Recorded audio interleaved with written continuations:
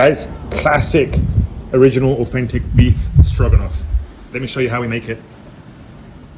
So let's make an authentic Russian beef stroganoff. So first step, take 1 tablespoon of butter, 1 tablespoon of cooking oil or olive oil or rapeseed oil, and you want to melt this down.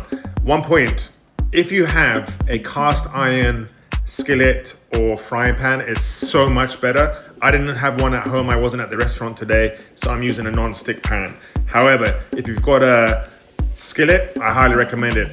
Then we will put 225 grams of chestnut mushrooms sliced, 1 large onion thinly sliced as well. I'm using red because I like it, it tastes better, but the original recipe is with white onions. And then you want to literally sweat this down, and you want to fry it. You want to get it caramelized. This is not a quick recipe. It takes a little bit of time and patience because it's really important to cook everything through perfectly. So for this recipe, I'm using ribeye. So the best cuts you can use for this recipe is either ribeye or sirloin.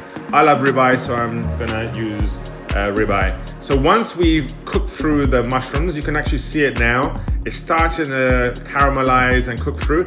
And if this was a cast iron, those gritty bits at the bottom are just perfect. That's what we want. This is a non-stick, unfortunately, so we're not gonna get the same effect, but nevertheless, you wanna cook it through properly so it's really, really caramelized, and you wanna get it to this stage. You can see now it's like almost sticking to a non-stick, and that's what you wanna achieve, is that perfect caramelization and all the way cooked through. We take out the mushrooms and onions in the same frying pan without cleaning it. We put in our slices of beef, and we want to cook this and we want to flash fry it, right? So literally maximum 3 minutes. You do not want to cook it through completely. Let the natural fats of the meat also come out, and then you'll get a perfect texture and flavor profile. And that's exactly what we want to achieve. So this is the cook that you want to achieve, guys. It's not well done, and it's really important that it's literally 2 or 3 minutes flash fry, and it's almost sticking. You've got that natural caramelization come out of the meat. And don't forget, we are going to be continuing to cook this through, so you don't want to cook it well done at this stage. Then, of course, we're using brandy. Now, as a substitute, those who don't have alcohol, you can use apple cider vinegar, but brandy is the key ingredient to make this happen. And we're going to be using 1/4 cup of brandy. We add that to our meat, and then we're going to cook this through. You almost want to flambe it, but obviously this is an electric cooker, so I'm not going to get that. But as soon as you add the alcohol, the smell and aroma is absolutely amazing. And again, you want to cook this through so you wipe out all the alcohol. Once the alcohol is evaporated, then you've got the perfect consistency to go on to the next stage of making this classic beef stroganoff. So now we're almost done. And there you go. We're now cooked through all of our alcohol. At this stage, what we want to do is add 1/4 cup of beef stock and mix that through again. 1 bay leaf and 1 teaspoon of whole grain mustard is really important. You can use Dijon if you don't have whole grain, but whole grain makes the difference. Then we add some seasoning, salt and pepper, not too much. Don't forget, our beef stock is also a little bit salty. You can play around or add salt and pepper as necessary later down the line. Then we add some black pepper, and that's it. We start mixing this and cooking it through until we get to the right consistency. You want the sauce not to be too runny and not too thick.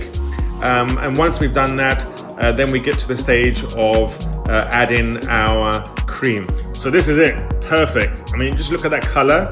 The smell, aroma is just ready for adding our cream. Now, the original recipe is sour cream. You can use full fat cream if you want, but sour cream is the original recipe.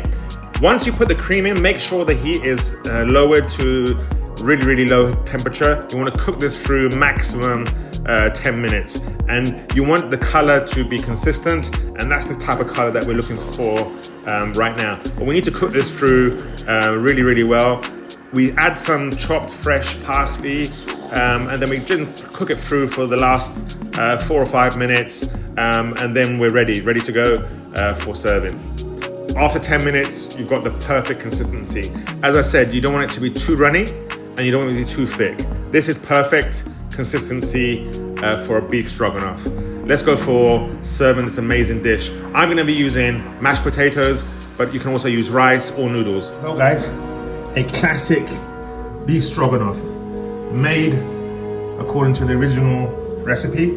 I've served it with mashed potatoes, but you can serve it with rice.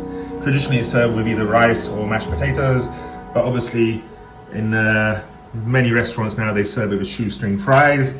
Whichever way, I'm sure you're gonna enjoy it. Please share your comments below. Otherwise, have a go and let me know what you think.